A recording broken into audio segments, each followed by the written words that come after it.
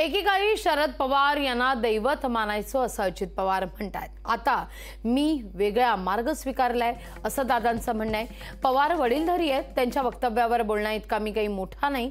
अजित पवारांच्या या वक्तव्याला राऊत यांनी प्रत्युत्तर दिलंय।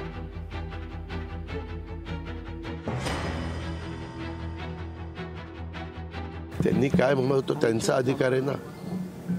आज मी एक वेगळा रस्ता स्वीकारलेला आहे। त्यांच्याबद्दल एक ते वरिष्ठ नेते आहेत, त्याच्या एकेकाळी ते म्हणजे मी त्यांना दैवत म्हणून मानत होतो आणि एक वडीलधारी असल्यामुळे त्यांच्या स्टेटमेंटच्या बद्दल मी काय बोलावं याबद्दल मी अजून एवढा मोठा नाही आहे। अजित पवार यांचं दैवत सध्या त्यांनी दैवत बदललं आहे आणि जेव्हा 2024ला सरकार बदलेल, मोदी नसतील आणि परत त्यांना ईडीची नोटीस येईल तेव्हा त्यांनी परत दैवत बदललेलं असेल। दैवत जे असतं ते कधी बदलत नसतं। आपण सगळे ग्रामीण भागातले लोक आहोत आणि कित्येक वेळेस दैवताला आपण नवस करत असतो। देव पावतोच अशातला काही भाग नाही, पण देव पावला नाही म्हणून आपण दैवताला नमस्कार करणं सोडत नसतो।